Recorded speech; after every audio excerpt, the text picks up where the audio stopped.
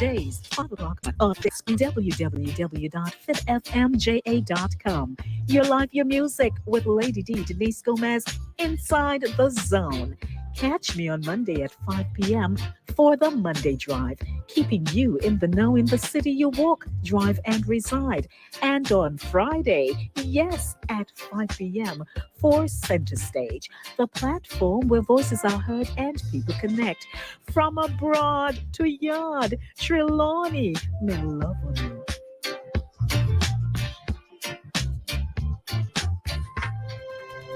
News brief in a minute. News provided by credible sources and presented by Fit FM 96.7 inside the Fit Zone weekdays on the hour. News brief in a minute inside the Fit Zone on Fit FM 96.7. Your life, your music.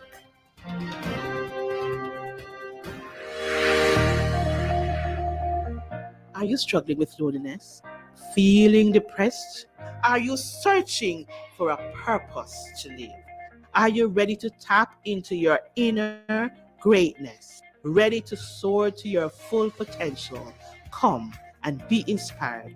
Join me, Dr. Asher Mwendo, on Healing Moment inside Gospel and Soul every Wednesday, 6 p.m., where we will help you to understand your purpose. We will help you to find your wind. We'll show you how to open your wings and fly. Healing Moments, Fit FM 96.7, your life, your music.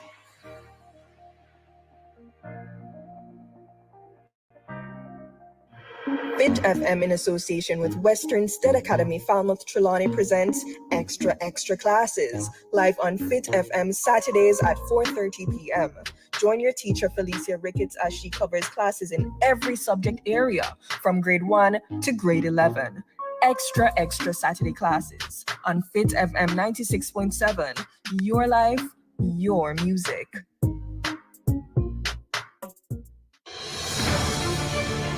Get your day started right with the Morning Connection. Weekday mornings, 7 a.m. to 11 a.m. right here on Fit FM 96.7. Connect with Julia Mikkel Benaya on the Morning Connection for news, business and artist promotions, great music and vibe. Morning Connection with Julia Mikkel Benaya, 7 a.m. to 11 a.m. weekdays on Fit FM 96.7. Your life, your music. Saturdays at 4 p.m. Join Fit FM 96.7 FitFMJA.com for a simulcast of Primal Sports, an interactive sports program produced by Primal Media and presented by top sports activists. So tune in to a simulcast of Primal Sports on Fit FM 96.7 FitFMJA.com and Primal4K.com.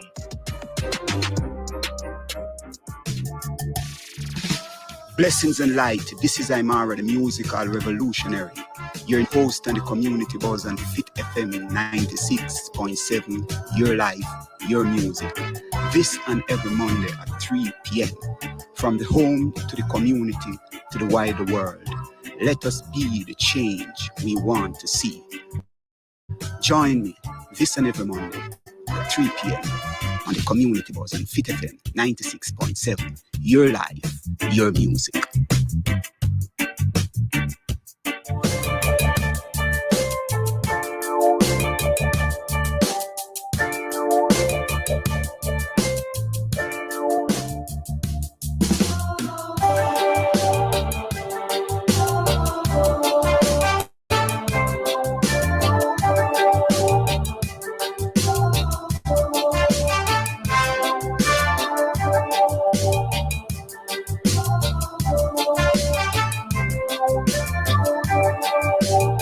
Mind, fit body, fit community, fit world.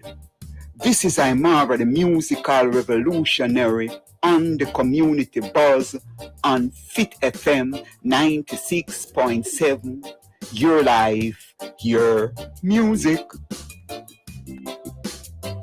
Before God and all mankind, I pledge the love and loyalty of my heart, the wisdom and courage of my mind, the strength and vigor of my body in the service of my fellow citizens. I promise to stand up for justice, brotherhood, and peace, to work diligently and creatively, to think generously and honestly, so that Jamaica may, under God, increase in beauty, fellowship, and prosperity, and play her part in advancing the welfare of the whole human race.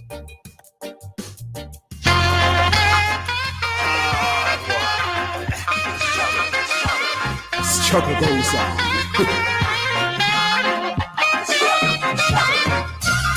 We are the builders of the pyramids. We are the builders of the stone cities of Zimbabwe. We build them White House. We build them factories. With blood, with sweat, with tears. With flesh, with bones. Them use build them economy.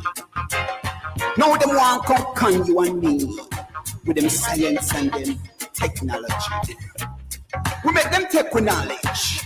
Now them are deaf way. Them are blind way.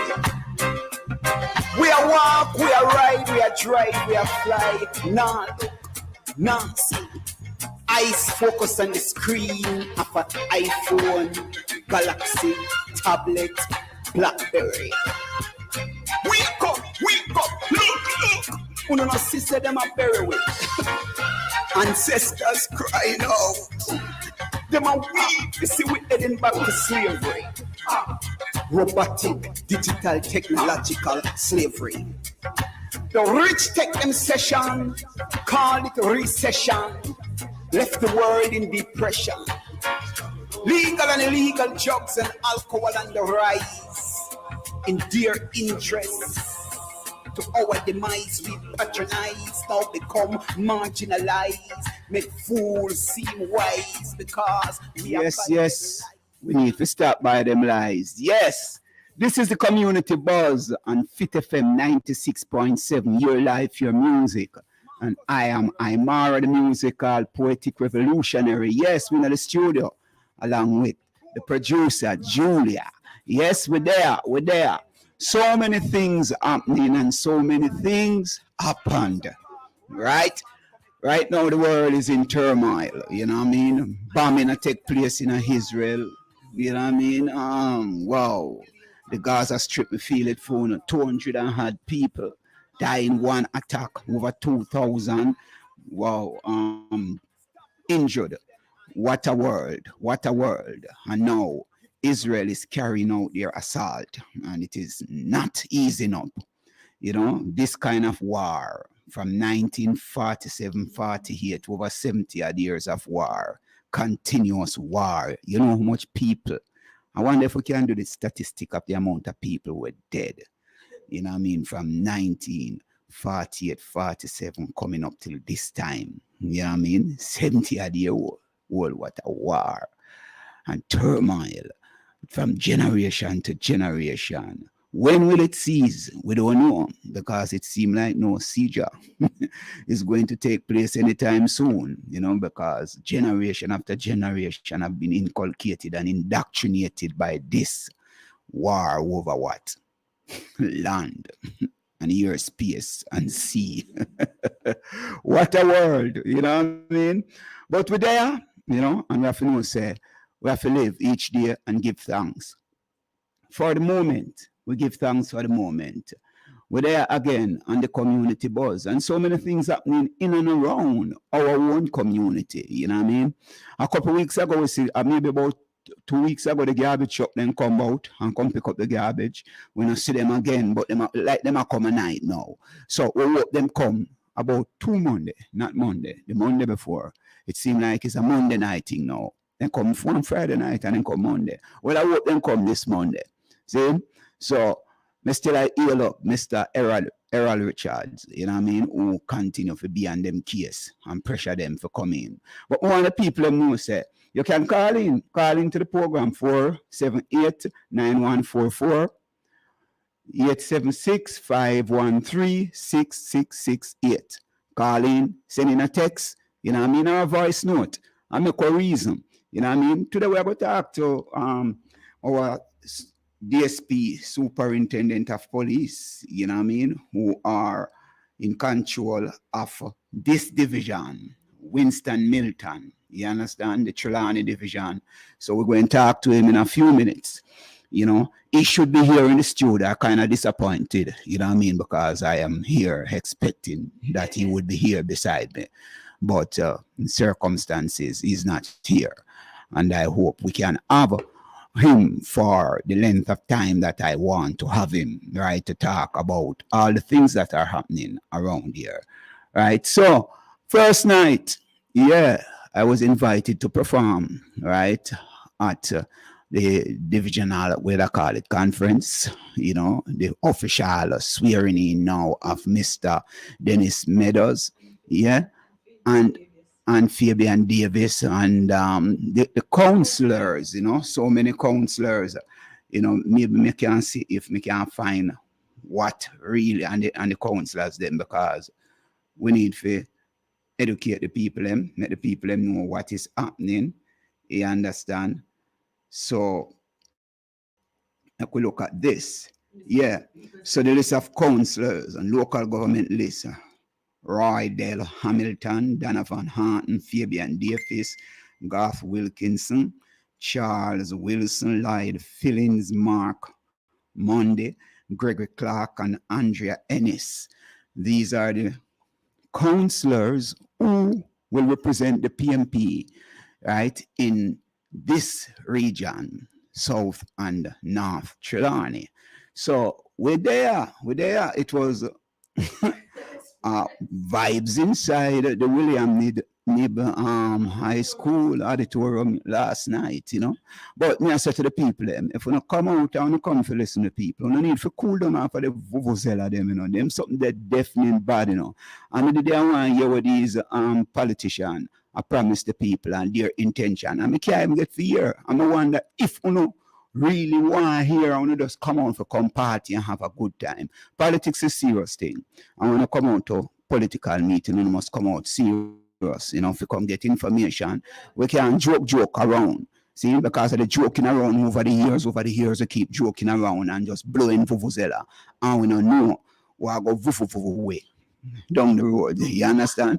And when the real vuvu start to take, you know, we start to ball and say, boy, this. But them maybe telling us something what them are going to do to, and we never hear because we just have vuvuzela it out. You know what I mean? But it was a great vibes. And one of the things, what would I like to say politics? Everybody's supposed to come go to any political meeting, you know what I mean? And here, you know, so if the GLP have the meeting there, anybody from the community could have put on them clothes and go without being labeled as labor right or comrades or whatever. You just go to the meeting because you need to make up your mind to have what you call a political choice or a partisan choice, you know what I mean? Which is something that every citizen should be entitled to, you know what I mean? Not this divide that you label some people as labor right and some people as comrade. Every citizen should have the right and feel safe and comfortable enough to go to any one of these political meetings, whether it is being kept by the GLP or by the PNP. You go there to listen because they are putting up themselves, right, to become the government of the country. And you want to hear from both sides, you know what I mean? And you want to be in the presence of them to understand what is what and feel them energy as well, because that is one of the things you can know the fake one them and you can know the real one them. You know what I understand? So this is something where they should have hope with the people, and we need to get to that stage, you know, where we can, you know, go anywhere and feel the vibes and interact. Because when it comes down to the nitty-gritty, according to what we used to say one long time, see, the other way are Jamaican, you know what I mean? And guess what? The country have to run by one party or one set of people or the government. So whoever in government, is the government that is in charge of the country and the affairs of the country and the people. So the people must understand that they must participate in the process to make it work for all. You know what I mean? So that's it. Go on, feel up some people across the world, over there in Germany. Delrose, Mark, Stacy, big up on yourself in a journal. HMH, she shot. HMH, she shot. Saying, Arlene, Holland, my sister. We had two great programs back to back, saying very informative, very passionate sister when it comes to black people and black people culture and history, and living in England and, somebody who born and grow partly. Sometimes she there Jamaica, sometimes she there England, saying, but she don't miss her roots and she don't miss her culture, saying, and she just have one powerful laughter there, when she laugh, you feel it, and you can hear it from here to way over, so. Bless up yourself, my sister. We give thanks, for being a part of Fit FM, and primal4k.com, So yell up the people, so I could give this thing again. We are on www.fitfmja.com and we are also on Primal Media. See? And we say primal4k.com, www.primal4k.com. So we bless up the people who move a Primal, Joel, Nehima. We bless you up and all of the listeners that tune in. See, say, we are really prophet, and we are going to talk a little bit later about laws and crime and violence. See, and why, so many things, in a Trelawny, we want to send out a condolence, our condolences to the people in the market because it's a community and it's a family, and every Saturday I'm going to the market, and more than Saturday too, sometimes during the week and Wednesdays I will go into the market.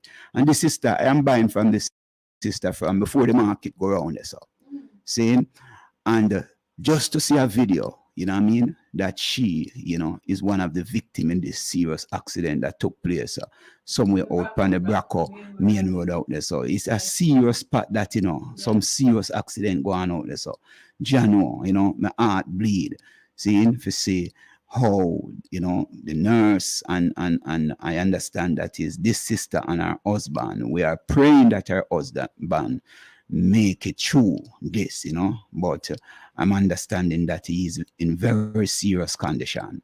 It would be terrible if, two family member, wife and husband, just go like that, So we are saying condolences to the people in a Falmouth market and condolences to all of the customers who, buy from them because all are we really connected to that space. You understand?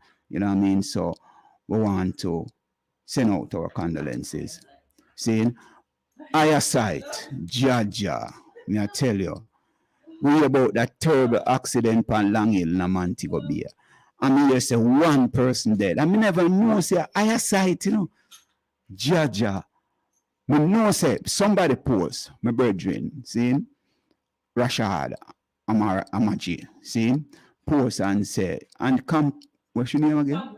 Come Booster.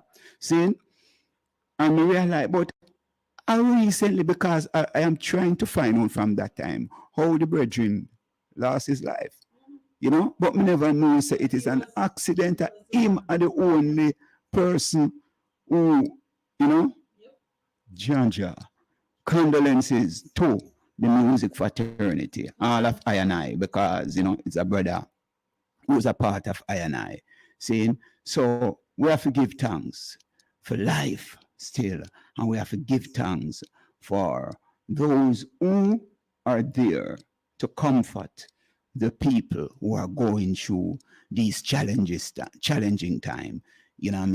So we have to give strength to them people, those families, who are facing this harsh reality right now, and this is what life is, life and death, you know what I mean? And sometimes it is just so terrible, you know. We gain and we lose. See? So before we go to a break and before we link up with the superintendent, I just want to read something also from what we call the prophet. You know what I mean? So make him hold on for a while till we come forward. Just give her time to so. Then the lawyer said, "But what of our laws, master?" And he answered, "You delight in laying down laws, yet you delight more in breaking them. Like children playing by the ocean, you build sand towers with constancy and then destroy them with laughter. But while you build your sand towers, the ocean brings more sand to the shore. And when you destroy them, the ocean laughs with you. Verily, the ocean laughs always with the innocent. But what of those who, to whom life is not an ocean and man-made laws are not sand towers, but to whom life is a rock and the law a chisel with which they would carve it in their own likeness? What of the crippled who ate dancers? What of the ox who love his yoke and deems the elk and deer of the forest tree vagrant things? What of the old serpent what of the old serpent who cannot shed his skin and calls all others naked and shameless? And what of him who comes early to the wedding feast and when overfed and tired goes his way, saying that all feasts are violation and all feasters lawbreakers? What shall I say of these, save that they too stand in the sunlight, but with their backs to the sun? They see only their shadow, and their shadow are their laws. And what is the sun to them but a caster of shadows? And what is it to acknowledge the laws but to stoop down and trace their shadow upon the earth? But you walk facing the sun. What image drawn on the earth can you hold? You who travel with the wind, what weather vane shall direct your course? What man's law shall bind you if you break your yoke, but upon no man's prison door? What law shall you fear if you dance, but stumble against no man's iron chain? And who is he that shall bring you to judgment if you tear off your garment, yet leave it in no man's path? People of Orphalese, you can muffle the drum and you can loosen the string of the lyre, but who shall command the skylark not to sing? The prophet Khalil Gibran saying, I saw we see it, you know what I mean? Superintendent of police, make sure say we give him proper title. Deputy Superintendent of Police, Mr. Winston Milton. Is he there? Good afternoon, sir. How are you doing? Mute him phone. All right. If he's still muted and we can play a piece of music and get back to him, let us do that. You know what I mean? Let us take a break and come forward and then we get forward. Good afternoon, Mr. Winston Milton, DSP Mr. Winston Milton. How are you doing, sir? Good afternoon. I'm fine, thank you, sir. You know, see, you disappoint me, though, because I expect you to be inside of the studio with me, you know. I tell you, I have disappointed myself also. You know, so it's not a nice thing to even disappoint your own self. Eh? How that work? When a man can disappoint his own self. You have some expectations and you aren't able to meet them. Yes. That's one of the ways I can do it. Yeah, that is how life is, you know. And all we do that, you know. We disappoint our own self. Enough time, you know, this tragedy upon earth. superintendent. There are so many things happening, we want to get a clear knowledge of who, Mr. Winston Milton is, your journey as a, a top cop, seeing, and, how far you're coming from on this journey, the ups and the downs, the joy and the pleasantness and the unpleasantness on this journey, right? So we are going to ask you these questions pertaining to your schooling and why you really see this as a career and want to be a police officer.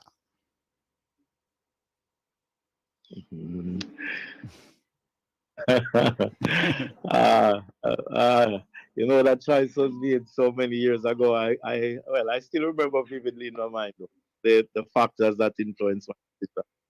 Yeah. You want to share with us the factors? We kind of break up, All right. So I grew up in a corporate area. When you say corporate, where you say corporate? Corporate Kingston? I mean, well, yes, urban St. Andrew, Kingston 6 area. Okay, great. Yeah. And so, well, like a lot of us here in Jamaica, I grew up in a single parent household. It was like the first of 6 children for my parents. Mm-hmm.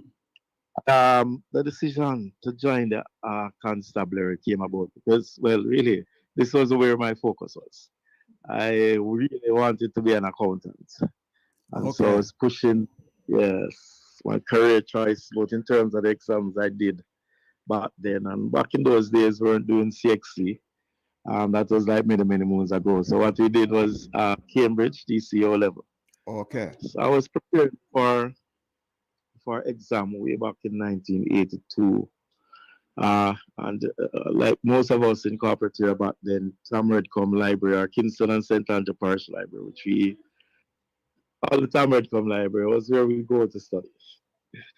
So on Saturday afternoon, I was there, doing my studies. When I glanced at the bookshelf, because I am an avid reader, I love to read. It's one of my hobbies. Great. And yes, in the cubicle where my table was situated at the to the left side as you face Tamredcom Avenue, there was a career series called My Life and My Work. And for some reason, My Life and My Work series, one of the books, The Life of a Policeman, just stood out. I went over, took it out and started reading. It was an interesting read. I wasn't able to complete it that day. So I returned the Tuesday afternoon. That was the Saturday, sorry. I returned the Tuesday afternoon and continued my reading. The book, The Career of a Police Officer in England, right from constable all the way up to assistant chief constable, which is really our equivalent of assistant commissioner of police. And I was really intrigued by the book. So much so that I decided that I want to be a policeman. I was a teenager just in fifth form trying to complete high school. But at that point, I made a decision. Months later, I applied, got a response, did what I was supposed to do, and got accepted just about age 18 for training. And that's where the journey began. Age 18? Wow. Yeah. Wow. That's a long time, sir. That's a long time. Very long, many months ago. Yes. So and just the journey, it took me 1 year of training, what was then called the Jamaica Police Academy. It's now called the National Police College. So I went into training in 1984, October. 1 full year. I graduated in October 1985 and was posted to Hanover. So that's where it started for me. Apart from the training ground, which was Ticknam Park, career as a police officer actually started in Hanover. So I've worked all my life in Western Jamaica, basically. And I'm doing like over 3 decades of it. So it's a whole lot of years. Over 3 decades, nearly 30, nearly 40 Over years. 3 Close decades. to 40, and near 4 decades, you know. Huh? Yes, That's a yes. long So, run, you know, for someone to be serving their country. No, indeed, indeed. no. Schooling. Just give you a background in schooling. Well, where should I start? Basic school, Yeah. Presbyterian. Like most of us started at basic school. I didn't go to a prep school. So at age 3, Mhm. started a basic school at Barbican Road. Yes. And moved from there to primary school. Primary school, we did the common entrance exam. It was a point where, well, I tell you this, the fear factor for most of us as 11-year-old was to do that common entrance exam. It could be done in grade 5 as a 10-year-old, and a lot of persons could have done it too in grade 5. And the fear factor was because there weren't so many high schools around as there are today. Yeah. And a lot of things that will be going to one of the new secondary schools. Mm-hmm. So I did the common entrance exam. We had 2 choices then. I picked a very popular boys' school in corporate area. If you weren't going that school then, that was Kingston College. Then you weren't going to high school. Oh, yeah, one of them KC brother there. I tell you, I wasn't lucky enough. I tell you. But back then, you know, we didn't have what you call boys and girls champs. No, we had boys champs separate from girls champs. Yes. If you were to go into the National Stadium and look at the KC stand, then you would know how popular they are. Jersey was hard at the day. I'm not seeing much of that now, but you see a lot of people in the purple and white jersey. So I picked KC as my first choice, and my mother picked JC as my second choice. I suppose because it was so close to us. Yes, yes. And, again, like most students back in those days, you did your thing at the exam and then eagerly await the results. I was in a similar position. So I awaited the results. The morning back then, the common entrance exam result came out and it was published in the Gleaner. Mhm. Yes. You have to get your Gleaner early in the morning or you won't get the result. And you won't see it here. You'll get it later on when you go to school, but you won't see the written thing. Yeah. So I got up quite early and went out to get her Gleaner. And it was a little walk from our lane to the main road where the Gleaner was sold. But of course, I knew that I wasn't so successful at the exam because I could hear her all the way from out of the main road fussing. Yes. So, you know what that means. Because in those days, corporate punishment was harder than you know. Yeah. And my neighbor passed some middle high school, so as well. That's what I heard her cussing to say. And I don't said, boy, I didn't pass the exam and all of that thing. So of course I hid before she got in the house, the yard. So I could hear her cussing, a lot of cussing. And I know somewhere, somehow, there's a lot of beating for me. Whoa. I mean, she had to go to work by 8 o'clock, so she wouldn't stay long in the morning, but certainly in the evening when I get home, I was in for a course of beating for failing the common entrance. Yeah. My school, I attended Providence Primary, New Providence Primary. And it was a shift school back then. So I was on the evening shift when I did the common entrance. So I went to school for the evening shift. It started at 12 o'clock. And whilst in class, I heard my teacher saying to me, well, everybody was basically those who passed. Of course, the gloomy face are those who didn't pass. And my face was very much gloomy. I've not been successful at the exam, or so I thought. So then I heard my teacher, can't forget her, I still remember her up to this day, saying, boy, Milton, oh yeah, Everton I go manage now. And I go to them rich people school. So I knew then that Everton, a classmate of mine had passed at Campion College. So I borrowed a book cleaner from one of my schoolmates and scrolled through it. If you know it was published back then, you had the surname in bold and then the Christian names.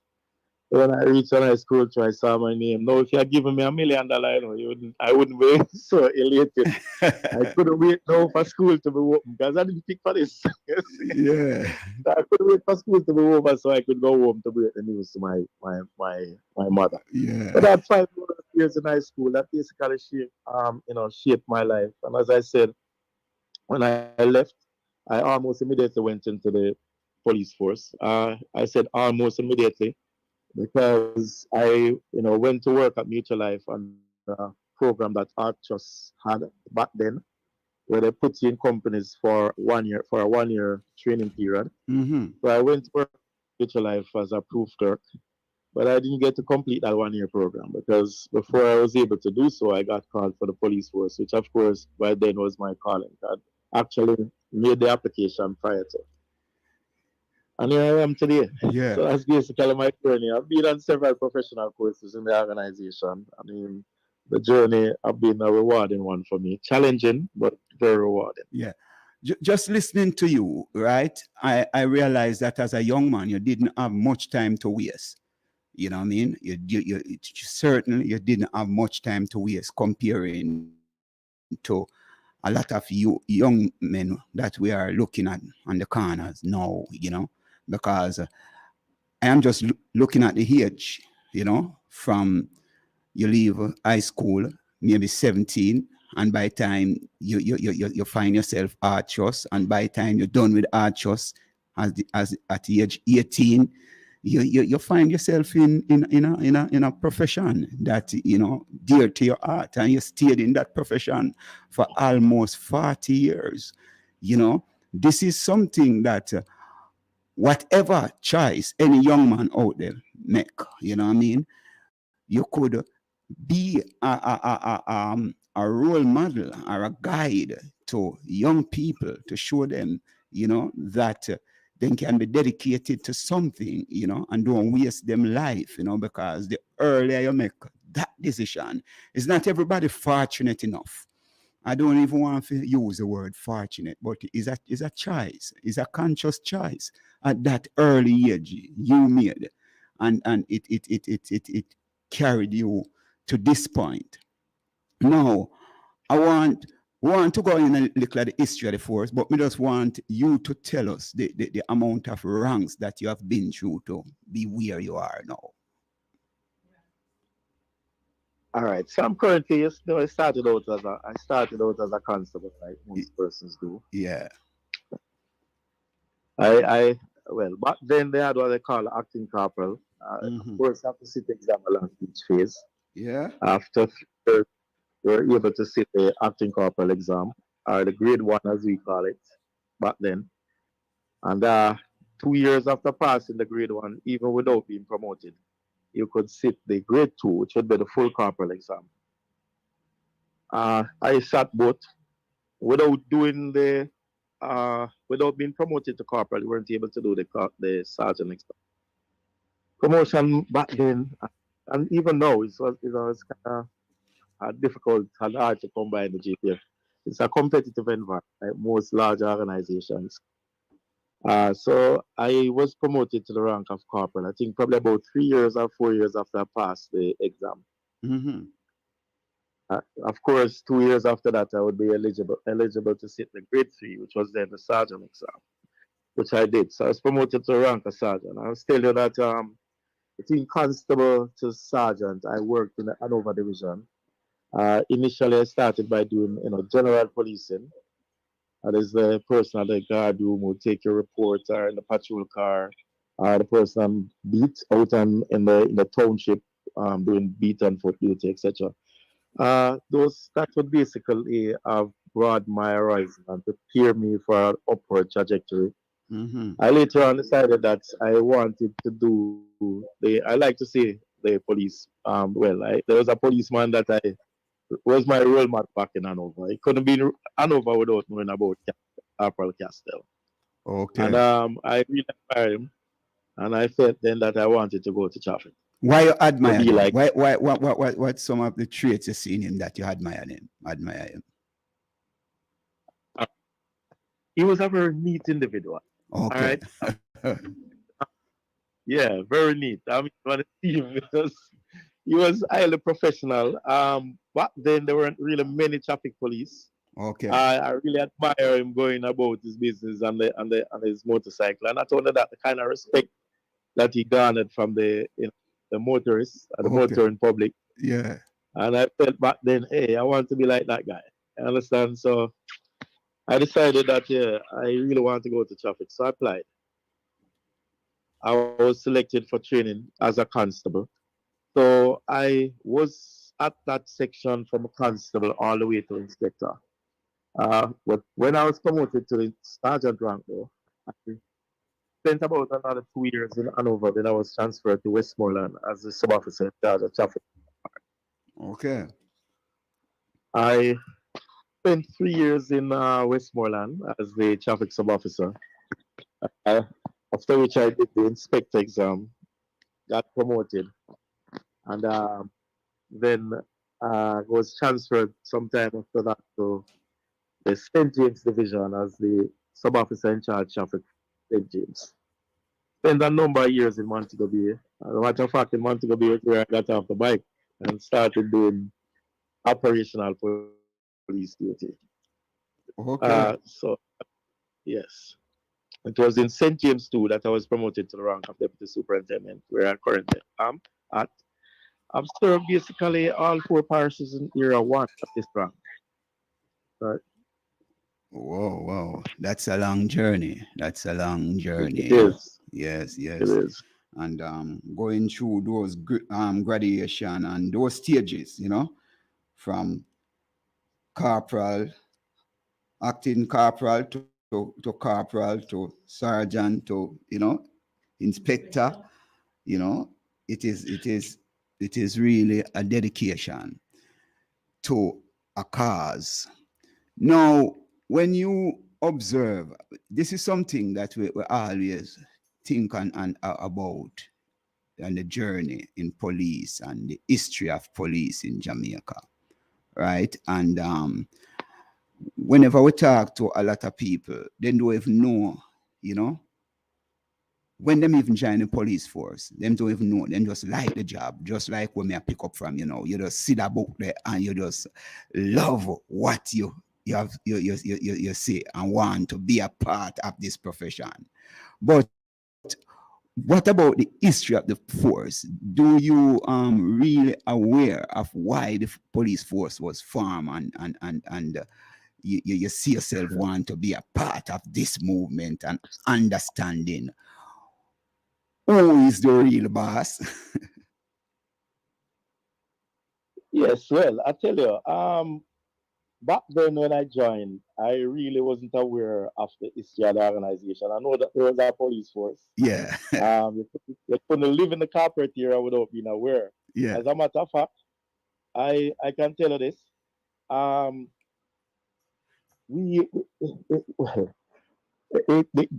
Young persons back then in the inner city community are really were challenged, particularly young males. Mm-hmm. Because it was like a generational thing for most of us. Yes. We'd grow up, leave high school, Mm-hmm. then we basically spend our lives. Later on, we would become, we call the police either Babylon or Beast back then in the community. Yeah. Because there was always this, and I tell you, I grew up with this fear for the police in a city community. And it makes it easier for me to understand what needs to be done in order to bridge that gap between us Mm-hmm. as an organization and particularly our young men. Because there were many opportunities back then, and most of them find themselves running afoul of the law. Mm-hmm. And the police, back those days, the method, I'm glad that we have evolved into a modern contemporary organization. Some of the methodology that was used back then wasn't the most, what should I say, congenial police method, Mhm. method of enforcement. All right.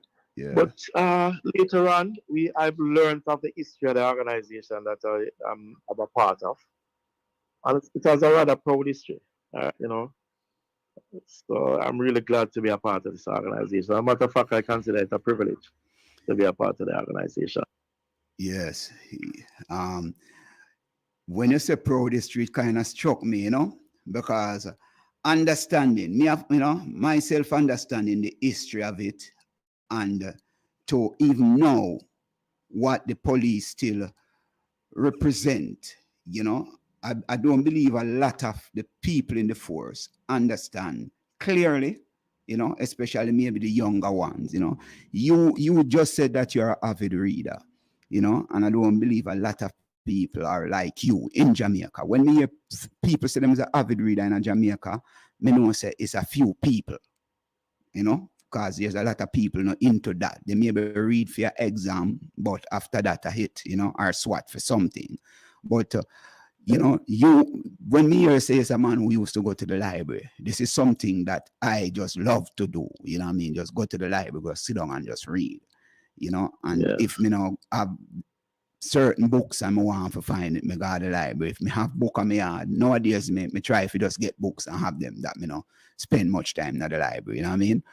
But knowing the history of this force and knowing the history, because it come from way back, the history began way back when it was watchmen appointed to serve the royal, you know what I mean? Yeah. And parishes, and then it developed till it become something else. Well, it is, yeah. yes. You know what I mean? And by 1835, them start to think about it on a different level. It's after the Moran uprising now. And up till now, when we observe, as you said earlier, what people used to describe police as the beast them are come,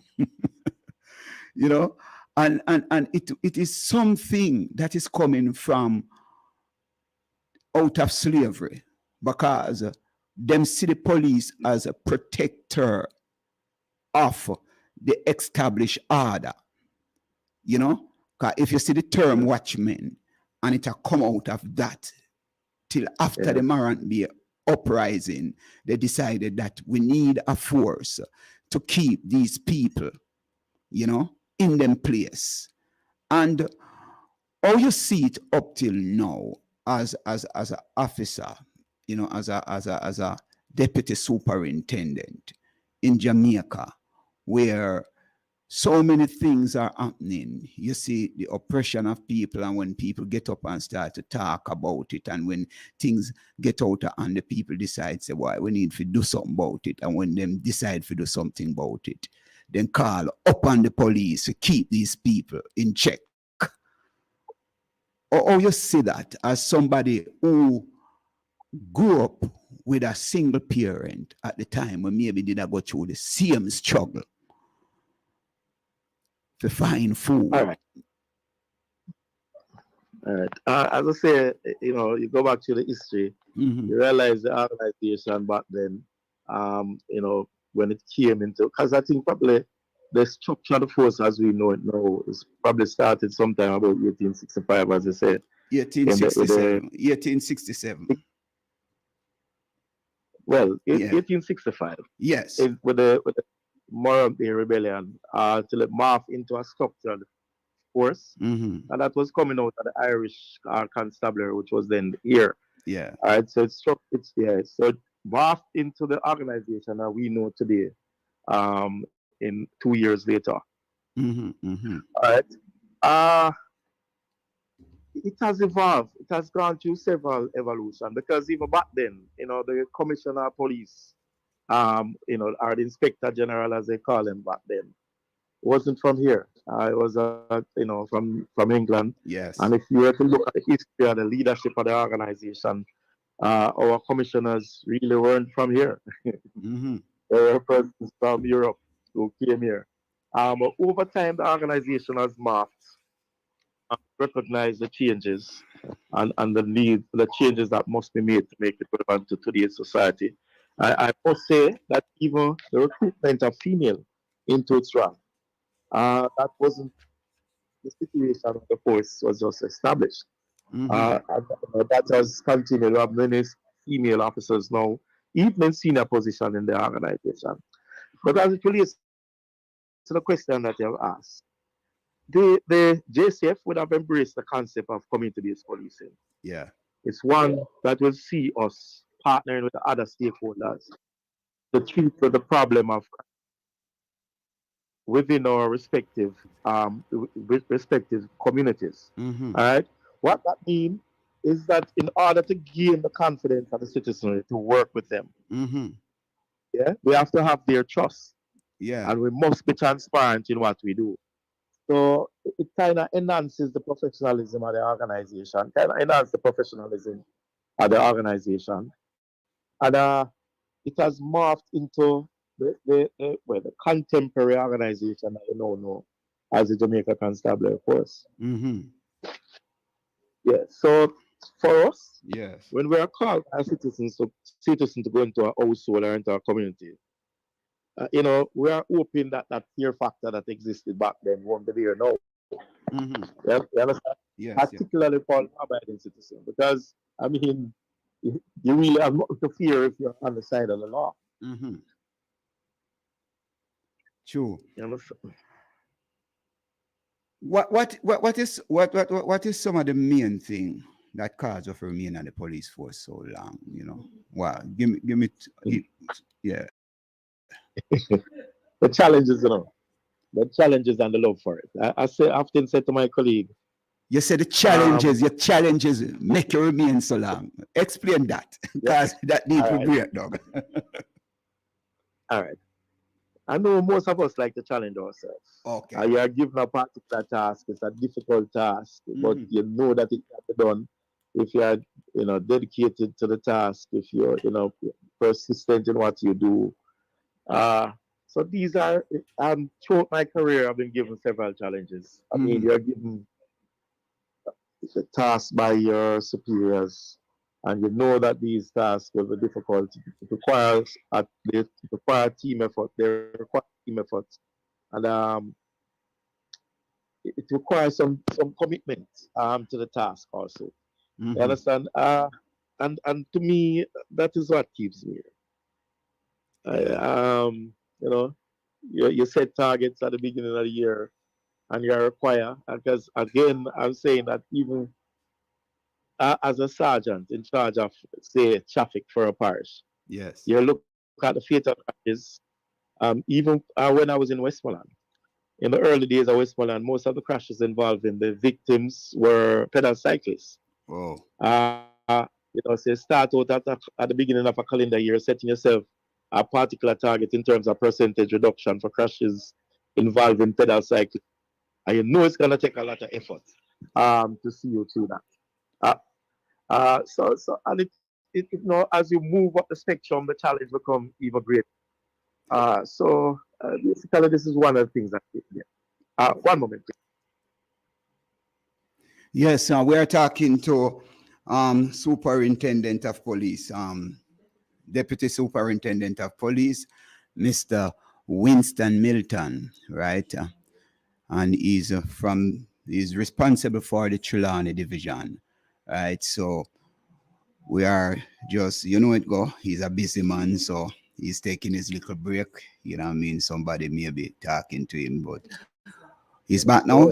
He's back now. Are you back now, sir? Hello? Yeah, sorry about that. I told you the work. Where do it go? Yeah. I met the Yeah. Go ahead. I'll tell you this. The JCF is one of the few career areas where an individual having received training at whether or not it's the police academy as it was known back then, or the police college as it is known now, where you can go on the road the very first day out of the police college, and you don't know what it is that the environment is likely to throw at you. Yes. As I've often said to police in briefing them, there are times when you, with your basic police training, make some decisions out there that it will take some of the best legal minds years to decide whether or not the decision that you made right there and then was right or wrong. And these are some of the challenges that you face as police officers. You just don't know what the environment is like to throw at you. And Wow. this, I think, is one of the mainstay for me in Mhm. the organization over these decades. Yeah. I met you, and you seem to be a very pleasant individual. How important it is, to maintain such a trait as a top cop with that kind of personality. Because it's not all the while you buck up police who we have that kind of personality there. It's like a rough and tough. One time I was reasoning with a policeman and I say, oh, what is the main power of the police? And he said to me, and him say it with an attitude, the power of arrest. I said, what? So I said, to arrest who? So they ask you, how you keep that kind of personality there? It's just you that are, what? Yeah, all right. This is naturally me. From growing up as a youngster till today. So it's kind of difficult to change that. First, if you encounter me, probably the first thing you're going to see is a big broad smile. And it's generally a part. It doesn't mean that I'm not business-like either. When it comes the time to act, and persons who probably encounter me on a professional basis will tell you that. That when it's time for me to act and act decisively, then I do that. But and I don't you believe act in seriously with that same smile. Same smile. It doesn't change.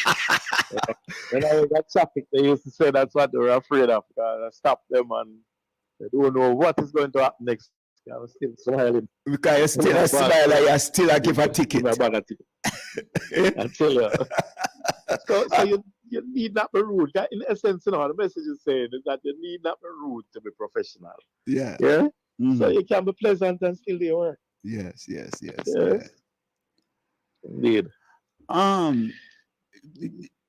You are the chief for the Trelawny division. How many stations under your command?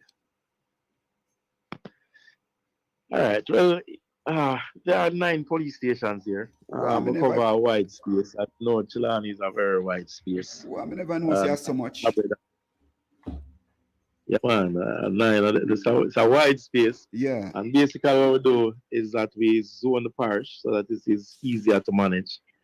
So they have to stay here and manage what is happening in Trelawny in terms of a hands-on way. But you have a zone commander in say South Trelawny, beg your pardon.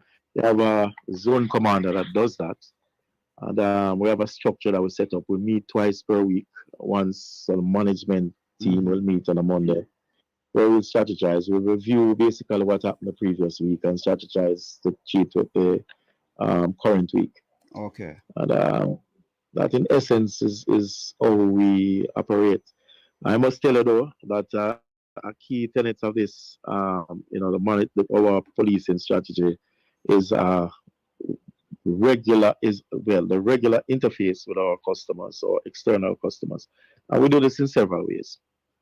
So the man on the beat or the patrol is starts to have what we call community meetings. So in essence, you come across a group of people, you'll stop, you'll talk to them, ascertain what challenges they may be having from a policing perspective. You make a note of some of them. And of course, there are some things that we'd like to communicate to our external customers too, that we communicate to them. We also do what we call walkthrough, where the commander in charge of the police station is required to go out into the communities, different communities during the course of the week, and interface with the customer in his or her comfort zone, so the home, the corner shops, etc. The whole purpose of this is to ensure that the citizen know the police and just a man in the uniform without a face, but you know the individual as Mr. Milton or Mr. Jones, as the case may be. And hopefully you'll have that, kind of confidence and trust in Mr. Milton over time, that you'll see him as an integral part of your community, that you want to relate policing issues to, so we can treat with this. Because irrespective of how modern an organization we are, unless we have the confidence and trust of our external partners or stakeholders, we won't be effective at what we do. So it's important that we build and maintain that kind of partnership. So you said 9 stations. You want to name them because the program is a program where we really want people to, have knowledge of what we are doing and what the program is about. And it is about educating people, about their own environment, because maybe many people don't even know that there's so many stations you are in charge of, our division. All right. So, as I said earlier, we deliver police service here in Trelawney to 9 police stations, but we divide the parish into zones. Okay. All right. So, Zone 1 comprises the Falmouth and Wakefield police station. Okay. Zone 2, and this is led by an inspector we call a zone commander. Zone 2 comprises Rayabino, Duncans, Clarkstown, and Stuartstown. Okay. This too is led by an inspector. So you'll have the station commander who's in charge of the station, but an inspector is overall in charge of the zone. And the third and final one basically covers the southern part of the parish. So that's the Ulster Spring, Warsop, Waitabit police stations. And so in all, they have 9 police stations that could deliver service to all the districts across the parish. Yes. So it's 3 zone. You're breaking down in 3 zones, 9 stations. Yes. Get you. I saw something that you posted recently. You cannot raise your children the way your parents raised you, because they raised you for a world that no longer exists. What is it that you're saying there? You want to explain that to me? Well, no. They say as a public figure, you have to watch what you post, right? Until come back at you. All right. So basically what I'm saying, I mean, as a child, I grew up in the 70s and early 80s. The world that existed then isn't the world that I'm living in today. All right. Back then, a member of my community could have seen me doing something wrong. Yes. Yes, and correct. I mean, they could even administer some corporal punishment to me, and I couldn't go home to take money. Because if I did, I'll get another beating. Yes, so they say that is out of the window now. That no longer happening in this world. Whoa. But then, the point I'm making is that we are currently in the information age. And the age I had to be taught to use the computer. In a sense, you have to train them to use this machine. So kids nowadays grow up and they are the best thing at the smartphone, because it is like one with them. All right? They have access to information. Just look back then in our world. Encyclopedia was the order of the day. You don't need an encyclopedia if you have a phone or a computer. I mean, the information is at your fingertip. So in essence, the things you go playing marbles, gigs, flying kites. Yes. So they're trying to bring back the kite thing, but it is nowhere near where it used to be. No. Because that is not the world that exists today. Yeah. Today, people will sit down for the entire day in front of their computer. Yes. Most back in the days, labor was usually the manufacturing environment back then. Yes. Was usually done by manual labor. Farming mostly by manual labor. That is not so nowadays. You have an environment that is almost fully automated. All right. Farming, it can't be efficient in farming unless at least a section of it is mechanized. So the point I'm making is that over time, we have seen a shift in the society that we are doing. My kids today aren't familiar with the environment that I grew up in back then. So to train them for such an environment would make them irrelevant to this current society that we are living in. Yes. So, persons are challenging me to say, no, man, I am still the head of my household. I'm not saying that you're not the head of the household. I'm just saying that the society that you were raised in no longer exists. And if you think so, it only exists in your mind. It isn't around today. So in order to prepare our children for today's environment, we have to, we'll have to change the way our parents grew us up back then, because those aren't relevant to today's society. True, So that is in essence what I was saying. Yes, yeah, I get you. And Khalil Gibran say your children are not your children. They are the sons and daughters of life, longing for itself. They come through you, but not from you. And though they are with you, yet they belong not to you. So when I looked at what you posted, I'm saying, wait, I would really like to hear, what really deep on your mind when you post something like this, This today's society is growing up. Yes. Today's kids is growing up in an information society that is driven mostly by technology. So we have to prepare them for that. Now, comparing to all of the other parishes or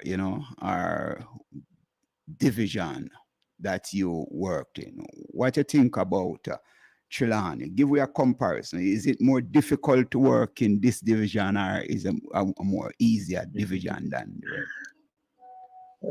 rest? Well, each division have its own unique characteristics and feature. Each parish, that is. Yeah. Yes. Well, I started in Hanover.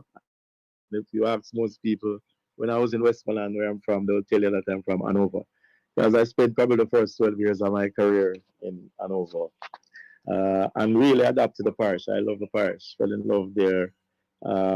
My kids were born there. So basically, the first I fell in love with this parish outside of my birthplace. The first place I really worked and really have an appreciation for. It wasn't as challenging as it is now, Hanover.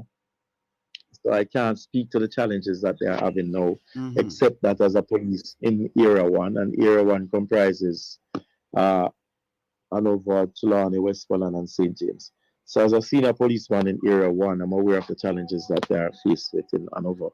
Okay. Then later on, I would move to Westmoreland, where I did several stints there. I went there as a sergeant, went to St. James, then went back there as an officer, a gazetted rank officer, deputy soup, and worked as the operations officer there. Difficult and challenging space. I was in St. James a number of years too. Again, very difficult and challenging space. I tell you this, after 4, Trelawney is probably the most peaceful parish I've worked. It has its challenges, but in terms of crime and violence, they're nowhere on the magnitude of a St. James or Westmoreland or even small Hanover. Wow. So this, I think, is something that both we as the police officer and you and other citizens of the parish need to work or partner to maintain. Because if we're not careful, we can lose it too. Yes, sir. We as citizens working with the police are going to come to that. But somebody from England asking, respecting police like we're in the 70s. You never start in the 70s, but maybe you have history and the 80s, etc. How can we bring more order to our country? Her name is I had her on last week. Her name is Arlene Anlan. Saying she want to know how we can bring more order in the country with policing. And I believe you actually answered that question a while ago, or we can come together as people and work together. Yeah, by forging an effective partnership with all our stakeholders. Once we are able to master that, most of the problems will be through the window, I can tell you. I'm glad you said to master that. How challenging that aspect of it is. Right now, it's a difficult one, I can tell you. Yeah. The thing is, we're seeing improvements, significant improvements, and we really appreciate that. But we are nowhere we could be, and that's why we're having some of the challenges. And there are several reasons for that. Yes. But if we can get to that point, then trust me, criminals and criminality will find it difficult to thrive in communities, because right now they are in some communities. You see yourself as a crime fighter, because I heard this expression all the while from police officers that we are crime fighter. And when we look on the definition of crime, crime is such a broad perspective, you know, and or you see yourself as a crime fighter in general. When you say crime fighting, what we're really, you know, would I like people to understand what that means, because it's not just violence. People believe that violence is the only crime, you know, and we highlight that so much in this country, you know, especially when it comes to killing and all of the other thing. But the other aspects of crime that drive people to do certain things, you know, when you say crime, you see yourself as a crime fighter. That's the first thing. I tell you, we tend to use this when usually, and police officers should be crime fighters. We're fighting this scourge called crime. But usually, you know, when we picture a man who's a crime fighter, we tend to picture a man dead, some fatigue gear with a ballistic helmet and ballistic vest with a rifle and all of that. But it takes more than that. I tell you, we believe that you can be more effective if you are proactive in what you do. But there are some drivers of crime, some triggers. If we look at these problems and try to tackle them first, then we usually would spend less time dealing with the outcome, which is a social issue. And I must say this to you.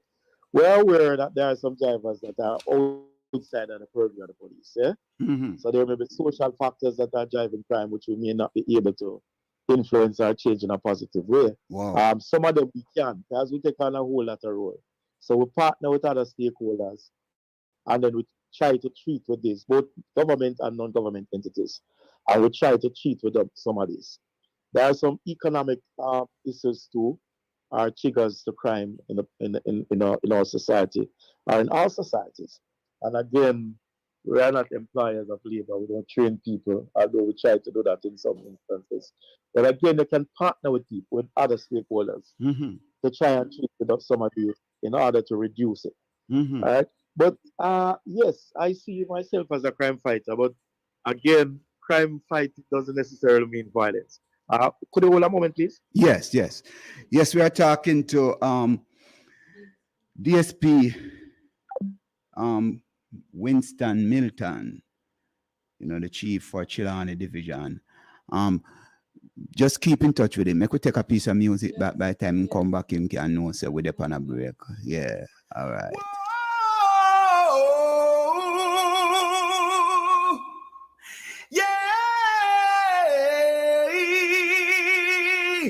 Never let the system get you down. No way, no way.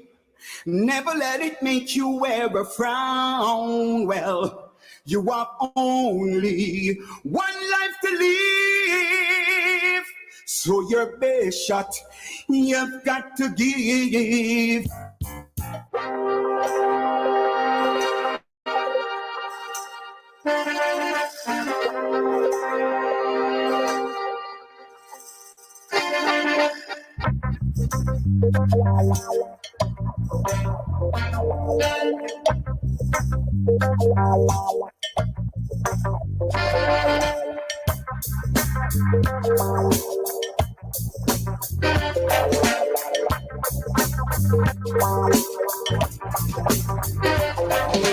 Blessings and light. This is Imara, the musical revolutionary.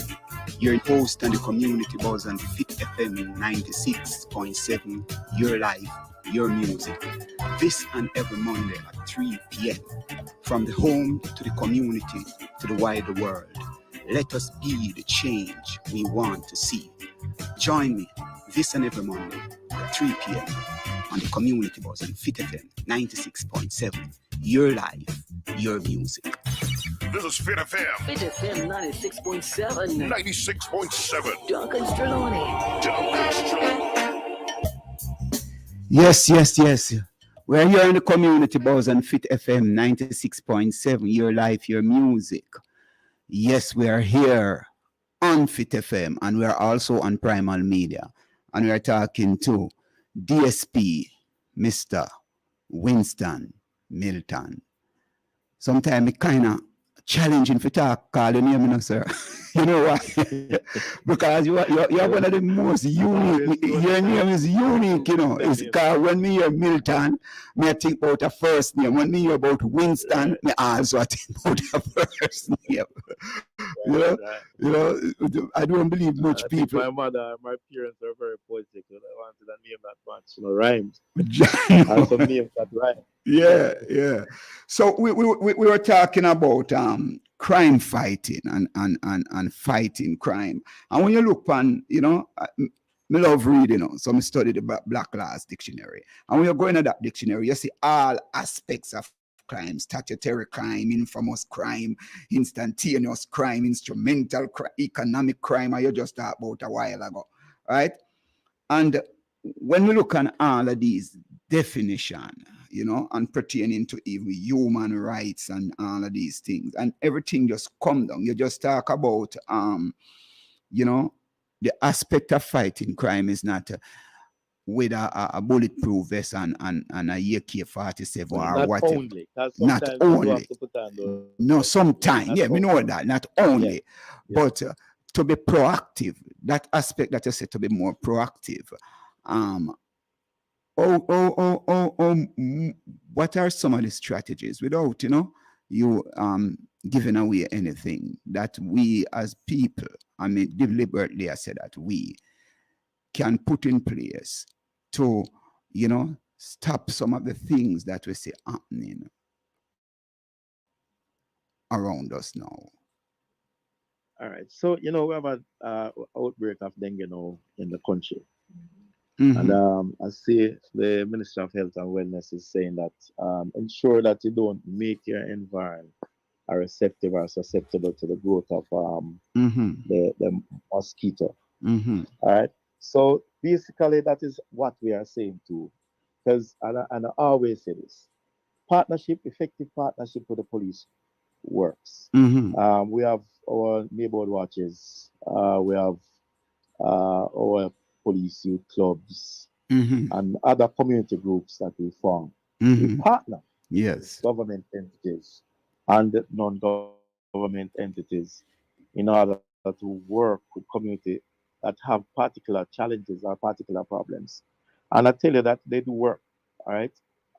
So if we maintain, as I was saying earlier, these effective strategies, then usually, and the reality is that we are not going to be in a society that is crime free, but we will have a community or a society that is very low in crime, because crime and criminality will find it very difficult to strive in your community. Mhm. Once it's a cohesive community with a very good working relationship with the local police, it's very difficult to have the problem of crime and disorder striving in there. So Mhm. that is what we are encouraging, because almost everything that we do is basically geared towards that. Mhm.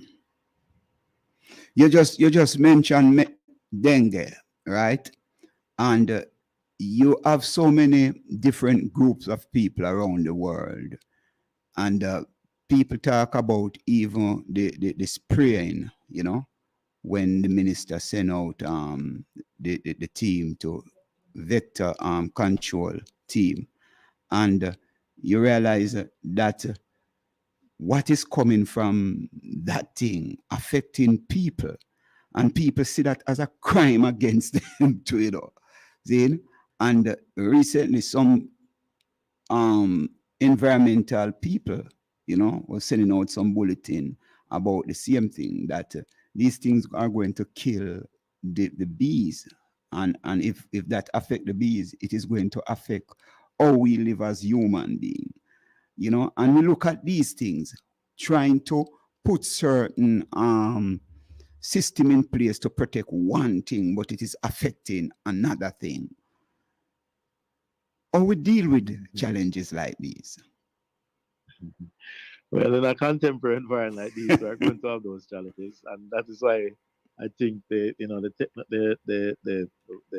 government will meet with the technocrats to decide on the best way forward, because something has to be done, but they have to ensure that in doing it, we don't affect another in a major way adversely. So, almost everything, even when you go to the doctor and you're prescribed, you're given a prescription, there's generally a negative effect that particular medication has. So the important thing is that, try to find ways to lower the negative aspects of whatever it is. Because without treating the dengue itself, you're going to have a problem. They are the mosquito breeding ground. Yeah. You're going to have a problem. And that can impact the economy overall. So it is a situation where probably you die if you do and die if you don't. But it's just a matter of finding that balance and striking it.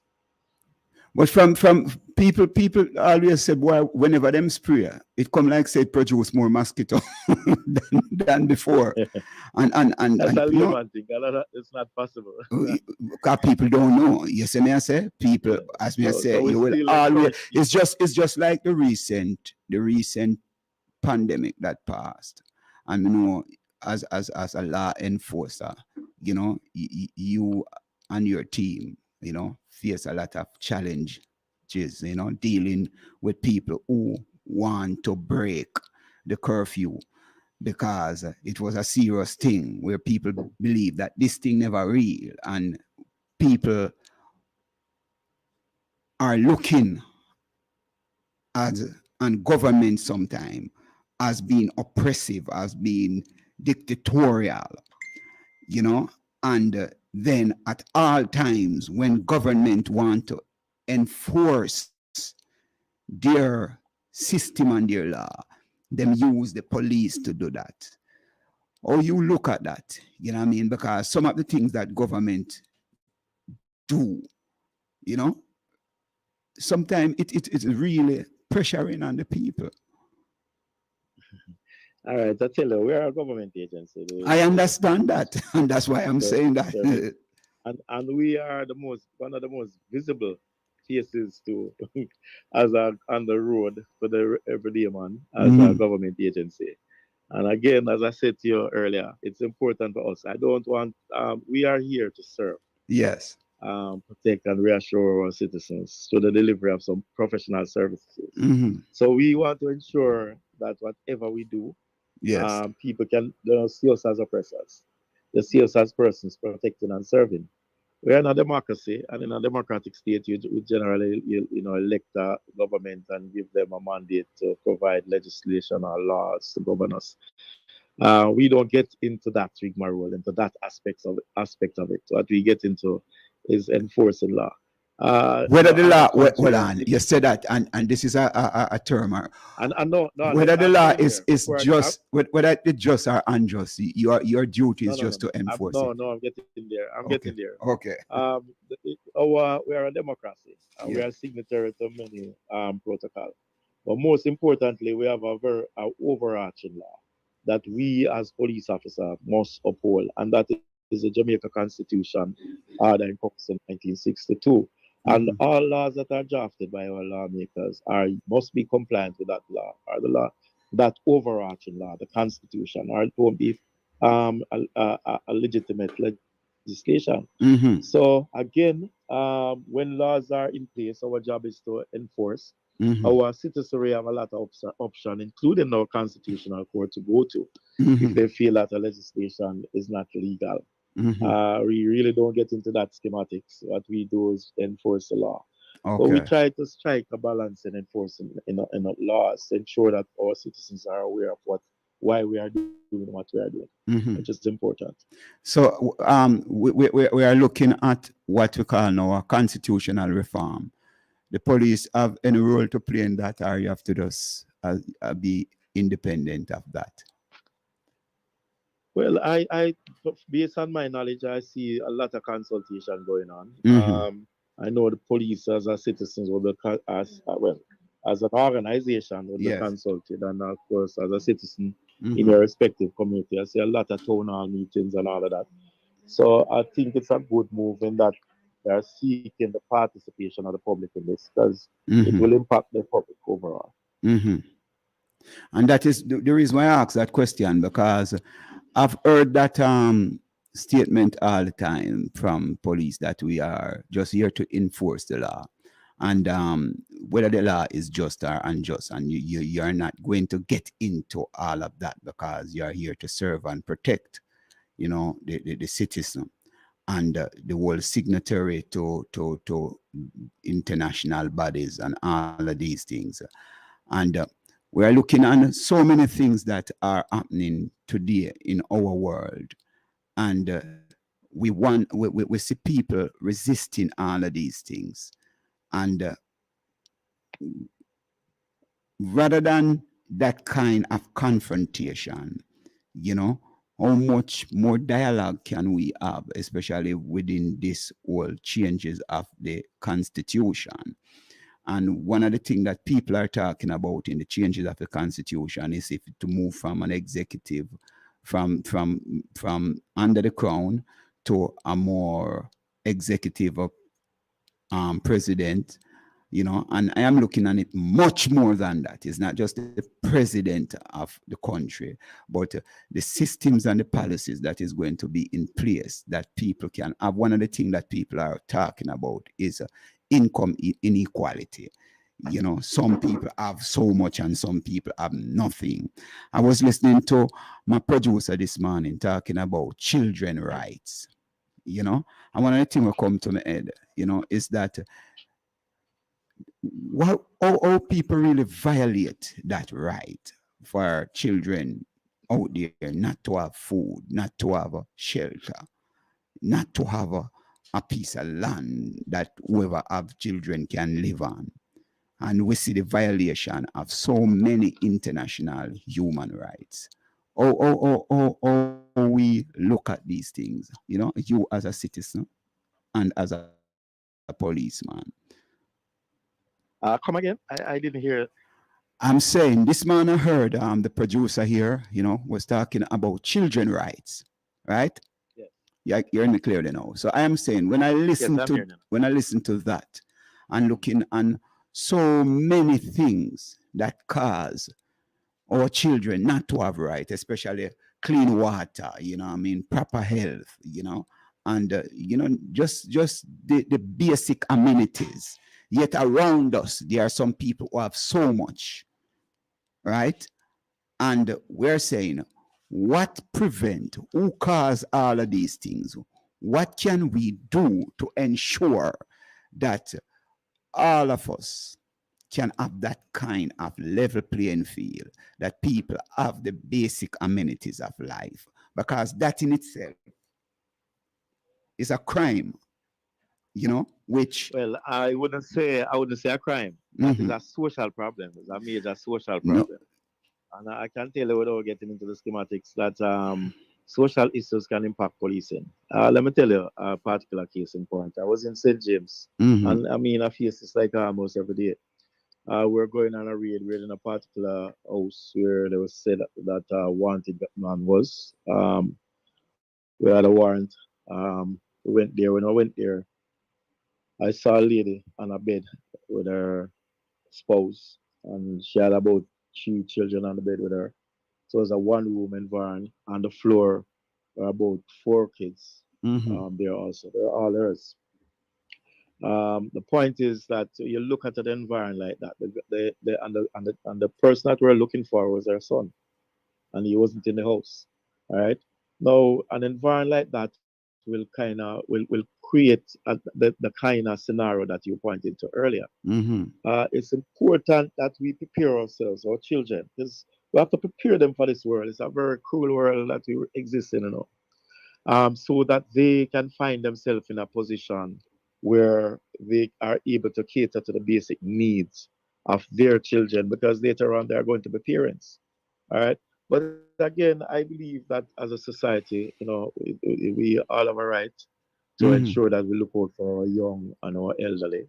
It's really we whatever we do as an organization, because really we can't get into what government do. We're just an agency of government.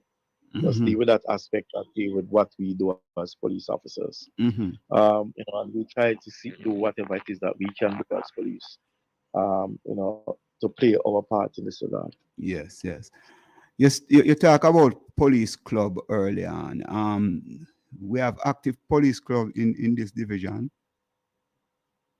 Yeah, man. There, as a matter of fact, right here in Falmouth here, there's an active police youth club. We meet here every Sunday evening Sure. 5 o'clock.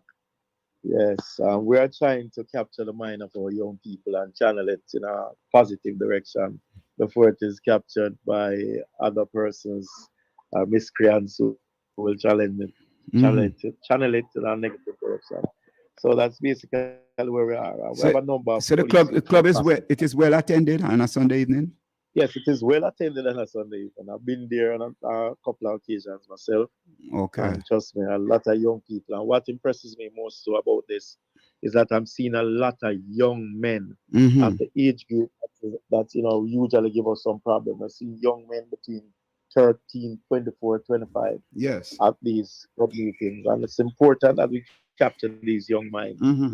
at this early stage. You know. Yeah, we So, so want to make this known to the public. What time it start? What time the 5 meeting? p.m. every Sunday at 5 the p.m. Falmouth Police Station conference room. All right. 5 p.m. every Sunday at the Falmouth Police Station Falmouth Police conference Station. room. Then what you call it? The Police Youth Club meet Falmouth 5 Police p.m. Station.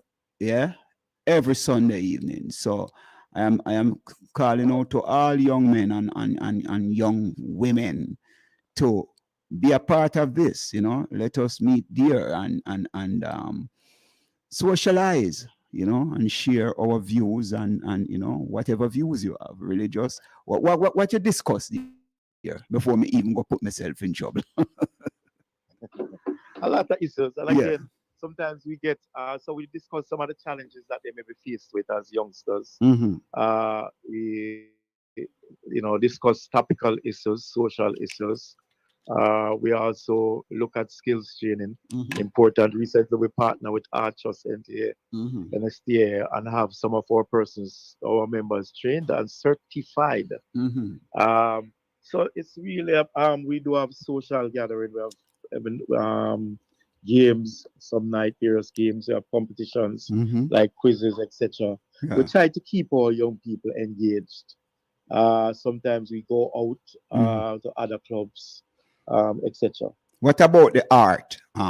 Music, poetry, Yes, we writing. do. Yeah. Yes, as a matter of fact, the Mm. last time I attended there, they had this performance thing and a kind of karaoke type environment. Mm-hmm. We do get our youngsters involved in the arts, Mm-hmm. the performing arts. Musician. engage in that.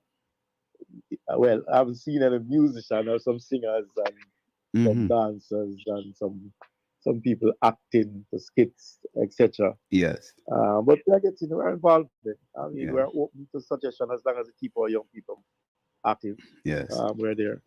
Well, now that I hear, definitely I'm Engaged. going to. Most importantly, engaged. I want to keep them coming again and again.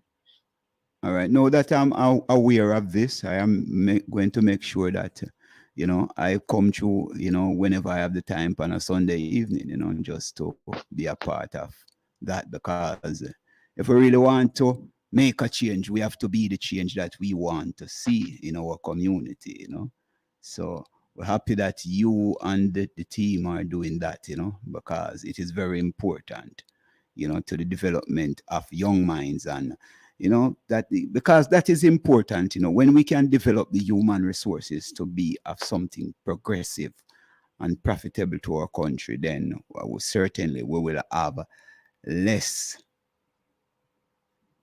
crime. Me hesitate when me say that word crime, because true, who say crime is much broader than that, but I would rather use the word confrontation, where we can more have dialogue than confrontation and opposing each other, but just to have respect as people to people. Yes. Superintendent. All right. Yes, so Go ahead. that I would like to bring up, Yeah. with your permission. Mm-hmm. We are having we're having a serious problem with road traffic crashes in the past. Yes. As late as yesterday, Mm-hmm. 2 persons lost their life in a Somebody fatal motor vehicle. I know very well. The market in the market. Yeah. You know the worst part, I Mm. I passed the crash site and went to the St. Ansby Hospital to visit a friend last evening. And there I saw a lot of nurses outside. They were mourning the loss of the one of the motorists involved Mm-hmm. because that person is a colleague. And I know the kind of pain that things like that bring to individuals because from a policing perspective, we may see the fatal figures going up, but we are not in that household. We are not Mm-hmm. in that workplace Mm-hmm. where it is also impacting the individuals who know these individuals. Channel. So again, I just want to use this opportunity because we have done a lot of enforcement, but I believe it's more than that. We just want to use this opportunity to again implore our motorists Motorists, yeah. to be careful on the road. There are signs out there. I said this earlier in an interview with one of our media houses that I recognize that the North Coast corridor does not. It's very tough on motorists. So if you make a mistake, chances are you're going to pay for it, either in terms of damage to your vehicle, injure the person, or even loss of life. So just tune down and drive at the specified speed for the particular roadway. If the road is wet, recognize that you're driving in changing condition and Yeah. adjust your driving accordingly. All right. Obey the signs, the road signs that are out there. Don't look over your shoulder, look ahead of you, or wait for a motorist to flash you to say that the police is on the road for you to comply with the signs out there on the road and the road traffic act. Because the life you may end up saving may be your very own. You never know. So again, we're just appealing to our motorists. Just be careful out there on the road. Be defensive when you're Mm-hmm. driving. Every time Yes, you yes. drive, think about you reaching your destination. Focus on driving because I tell you, sometimes it's difficult in this rather challenging world to get around the steering wheel and focus on just driving alone. Mm-hmm. You're thinking about the challenges that you just left behind you, or the ones that you're about to face, or certain personal situation, and it breaks your concentration, and concentration is very important for Yes. safe driving. Yeah. So, you need to focus on driving until you get where you go. Then you can put back your mind on whatever it is that you were thinking of. Yes, I always say that, that whenever you step into that motor vehicle, you must really change your mindset and know, say, you go on a battlefield. Because I'm telling you, Superintendent, this corridor, even last night, I was driving home and I'm telling you, I have to take the what they call it, the soft shoulder, you know, for most of the time because I was just wondering what is happening, the speed, especially right in front of Eagle. That spot is a very dangerous spot. We are turning to Eagle because Yes, I'm aware. the drivers them come. Why to facilitate that turning lane and people tend to overtake Yeah, at that point I, of me don't know turning what lane. kind. I believe we You have need to be some looking for different. the oncoming traffic. Yeah, I believe we need some. When I'm away, in America and in place, you would have some kind of barrier system that you know people will come out of here would just turn. But them thing there to all Jamaica people them drive right now. You need mechanism like those, rather than just leave it open like that. Because the people them just not following the rules. Sure. And I don't, And again, just to say though, but given this current road traffic act that we're operating with, you continue to do this and you're continuously prosecuted, then you stand a good chance of losing your driving privileges because your license will be suspended. So again, we implore our motorists to obey the signs. But some of them man, So you may not. I don't even know if some of the man where I drive have license. This is how serious this place around now in a superintendent. Because once a man can drive, he might go take the risk and just go out there just drive. And no matter how skillful the police are, you can't even stop that.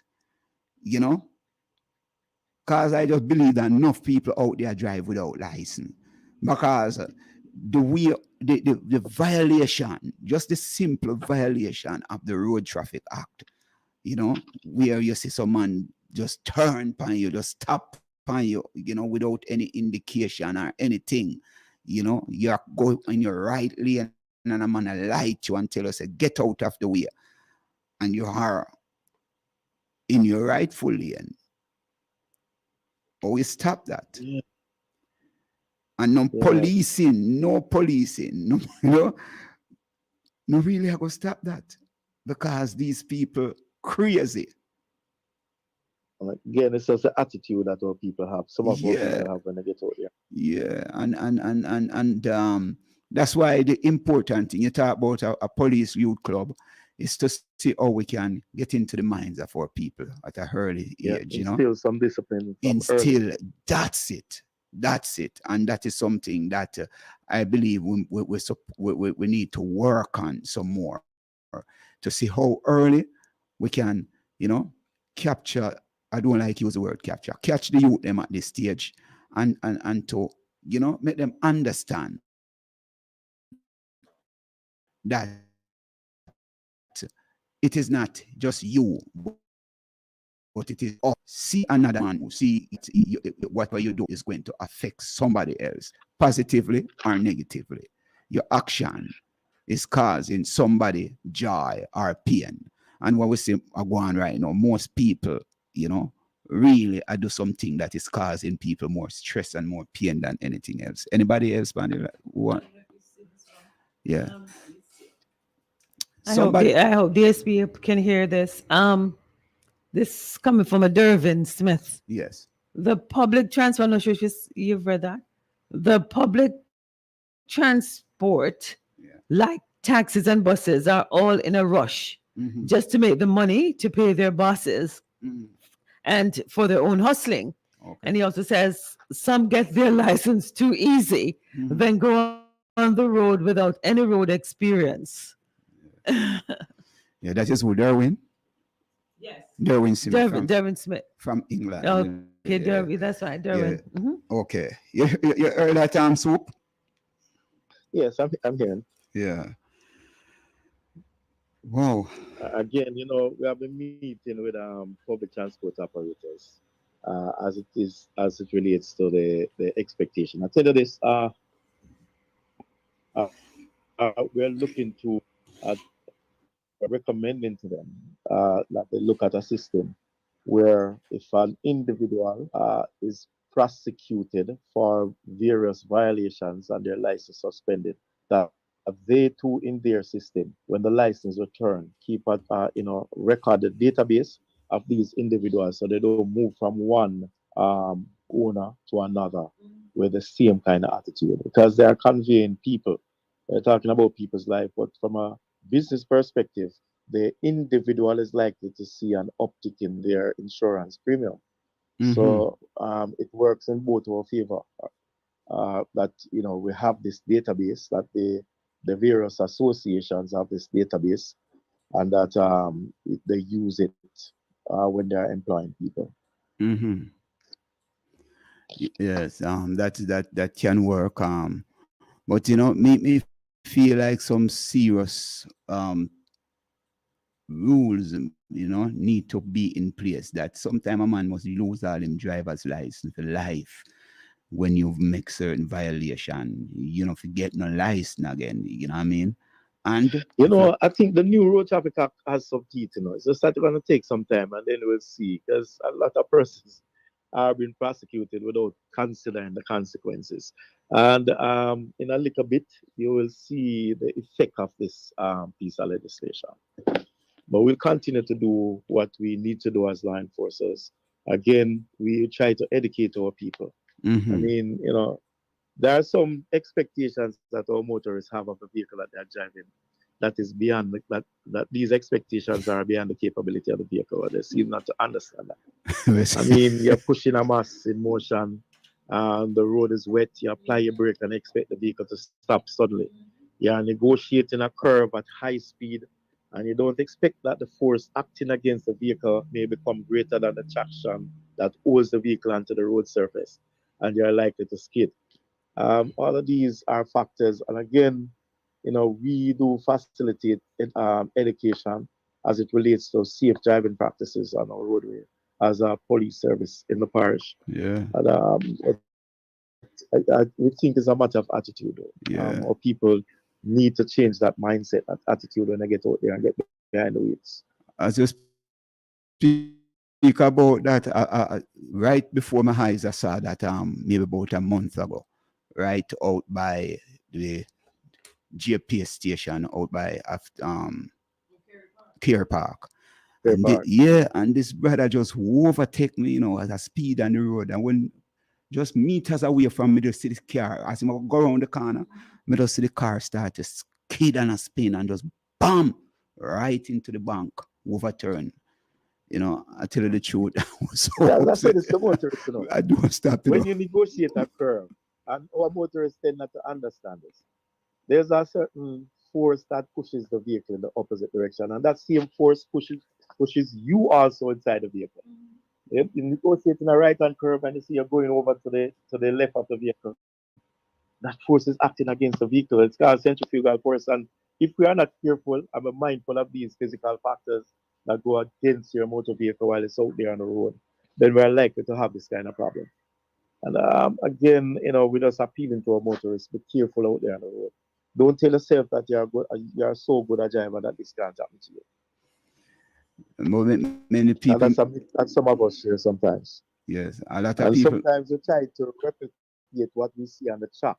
When drivers are driving in a controlled environment, we try to do it on the roadway, which is so dynamic.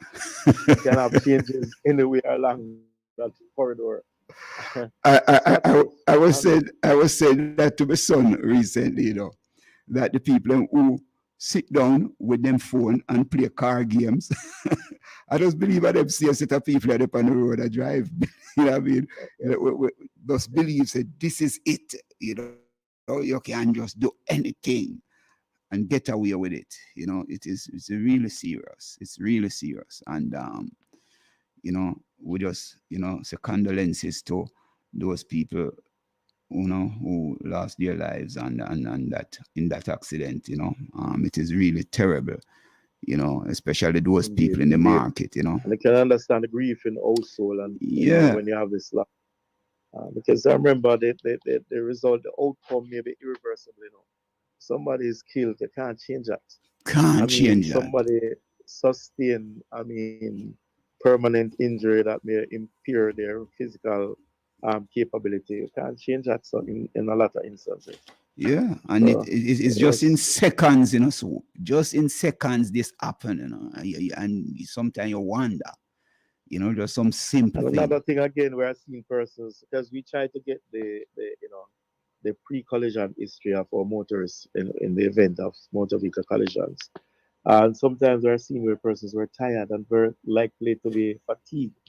And as a result of that, they fall asleep at the wheel. Again, if you're tired and you want to sleep, we encourage you, pull over in a safe place and get to sleep, and then you continue your journey. Don't tell yourself you're going to try to beat the sleep to get to your destination, because you may never do that. No, just one blink, you know what I mean? And, me guilty of that something that, as you talk about that, I try if it beat sleep and, but recently me just start to just say, me just pull over and cool off for a while. Enough time is not even just sleep, but just to come out of the car, walk around, stretch, just, and then you start again, because sometimes by just sitting, especially driving in an ESC, it can just make you feel too relaxed. You know what I mean? So we give thanks for your time, We really give thanks for your time, for having you here. And we're looking forward, to have you next time in the studio here, that we can talk some more, And we're definitely going to come to the Sunday evening police youth club meeting, and I would appreciate that. Yeah, man. Any final tips, any final thing that you would want to share with the public pertaining to safety and policing and just to encourage them not to be fearful of the police and what I mean, because people still have that thing there about police. Well, again, just see your police as your friend, an integral part of your community makeup setup. We are not there as your enemies. We are there to ensure that you have a safe existence in your respective spaces of aboard. Yes. All right. As it relates to safety tips, we are seeing a slight uptick in breaking across the parish. True. And what we recognize is that there are persons who live, they're very nearby. I tell you this, and it may sound strange. A man in broad daylight moving a truck in a house and almost in a yard and almost empty the house. Neighbors are seeing this, but they're not close. They don't know whether or not the person was at home, whether he had authorized this. It's only after the person got back and recognized what is happening and made an alarm because of the disconnect. So I'm saying we need to know our neighbor's number. We see something happening in our neighbor's yard, call the neighbor. True. Ascertain whether or not they're aware of that. If you are not sure of the neighbor's number, call the police. Let us go and check. It may be that the person is there for a legitimate purpose. It may be not be. But we won't know until we check. You see strange persons in your community, call us. And I mean, we are seeing a lot of activities taking place in parishes like St. James and Westmoreland and Hanover. And sometimes that, provoke certain amount of migration. So persons move from out of these parishes into Trelawney because it's rather quiet. When you see these individuals move into the space, you don't know who they are. Call us up to check them out. They may be there legitimately and they may not be, but we won't know unless we check them. As it relates to breaking, sometimes even we ourselves encourage people to break into our house. So we just purchased that new 55-inch flat screen TV. And you put the box outside. You throw the box on the outside. Yeah. And this guy passes by and says, okay, TV in the house. And tomorrow in the day when you're at work, he comes for it. And most of the breaking, I was telling this, occur while the householders are at work. Sure. So tomorrow in the day, find some way to get inside the house and relieve you of the television set. So we're saying, keep it inside the house until you can dispose of it elsewhere. Till the truck comes, a garbage truck, or when you can take it somewhere at an appropriate place for disposal of solid waste and have it disposed there. So that you don't advertise what is happening inside the space. Yes. So these are some basic security tips that that can preserve you and protect your property when you're out there. Yeah. You're driving and you think that you're being trailed, drive to a populated area to stop. And again, this is something that we saw last year. We haven't seen it since this year, where persons bumped into the back of motorists, the vehicle of a motorist. Yes. And when they stop, they rob them. Oh. All right. So again, you have to be careful, particularly female drivers. I always encourage people to drive with your car doors shut, locked, if you may. If you stop at traffic lights, etc., ensure that the doors are locked so persons don't join you, don't have an unwelcome guest coming into the vehicle at these locations. So these are just some of the basic tips that we give out from time to time that will keep you safe in your respective spaces. Yeah, and people who have them phone on them window wind down and not pay attention at stoplight sometime. I've seen so much. Even the phones and the purse and the handbag and the seat where it can be seen. Yes. Or as you go to the supermarket or the hairdresser, etc. This is not something we encourage because it encourages people to break into your vehicle in order to access it. Yes. Yes, it is. It is a good discussion, and we give thanks for you being here, sir. And as I say, we give thanks for the tips. Thank you very much for sharing your time with us, and we're looking forward, to come through and just interact with the police and interact and keep that family unit going because, as I said, we are one people. You know what I mean? The police is from us, is our children, our sons and our daughters, you know, who are a part of this agency, you know, and what we need to do is to make sure we be a part of it, that it's work in our best interest than rather than work and against us, you know. So thank you very much again. It was my pleasure. Thank you, sir. All right. Yes, it has been the community buzz, and we're still there upon the buzz. We have some more minutes and some times to go. So I could say if we can play some music, no, Julia.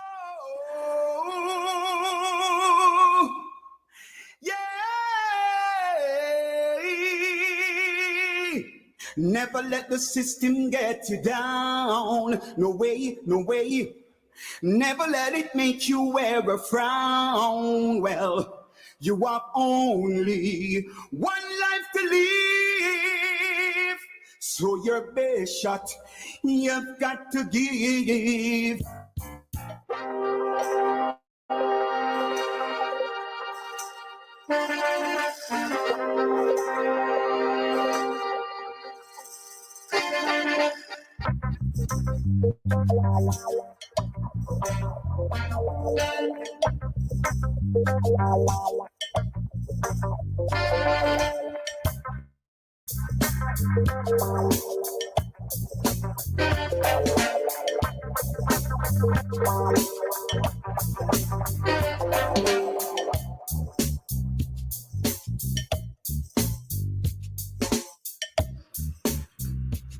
Okay, so Dervin is saying, Derwin Smith is saying, can the police set a plan to go into the communities and get, especially on the elderly with regards to home safety? All right. Okay. Okay. Yes, well, if the soup listening, you know, because as I said, them work is challenging, you know, Derwin, you know, the police work are very challenging, and, you know, it is best that we in our communities keep that kind of a communication and that kind of connection, as the superintendent said to us a while ago, that we must have each other number, you know, that when we see something strange happen around our neighbor homes, you know, we can link our neighbor and, you know, shout him, say, "Missy, something happen over your yard." It's something that we do in our community, you know. And that's one of the reasons why I have to big up Errol Richard, because, you know, if any little thing come about my place and me up on the road, you know, he make sure, say, my link up, you know what I mean, and other people in the community. If I see anything I go on when Miss James said about, Mrs. Simit not about, you know, and I'm a neighbor them, you know, me I go make sure, say, we give an eye out for each other, you know. So, you know, that is one of the best way that we can police ourselves, you know. We must learn to police ourselves, you know, and make the police job a little bit easier too. So we must do that for ourselves as citizens, because the police work hard, you know. And I tell you, police work are hard work, you know. Arlena say, yes, we lost in Vineyard Town. I met a little upper primary school children who attend the club. She talk about the police youth club at Windward Road Police Station. Safe place for them to socialize. True. Yeah, you know what I mean? One of the safest places for them to socialize. True, you know. You understand?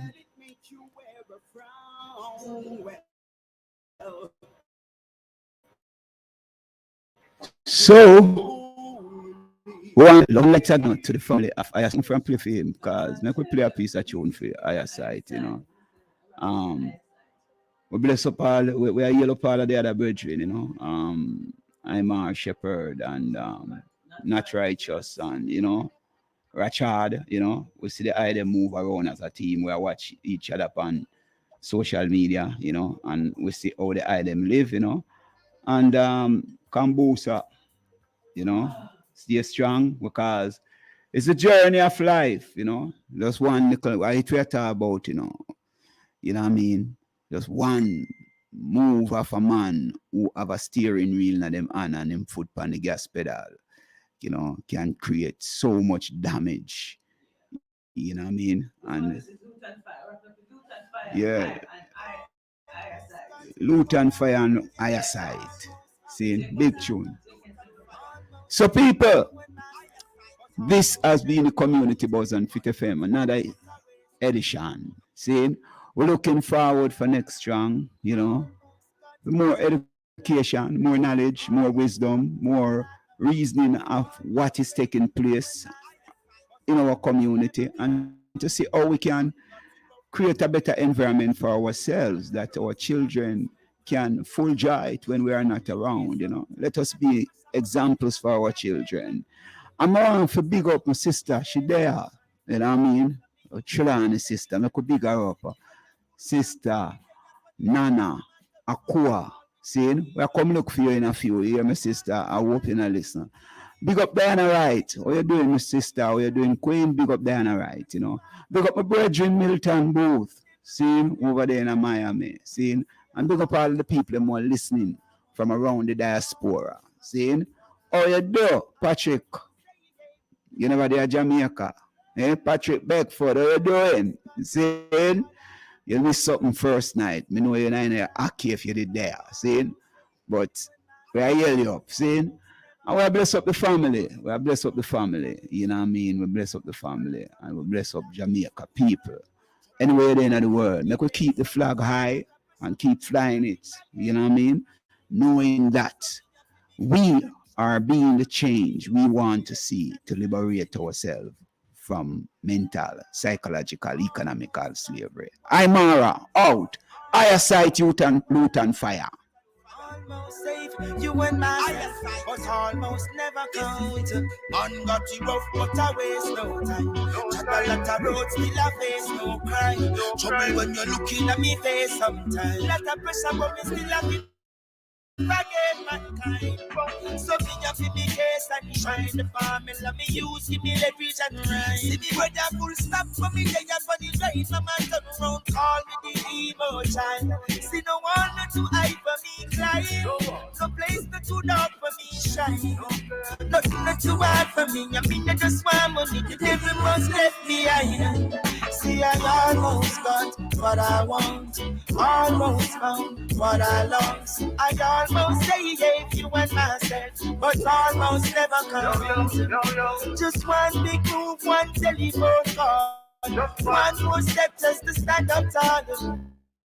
I almost got what I want, but almost never come. Reggae music bring a fire, but them can't contain. That is why me they steam up.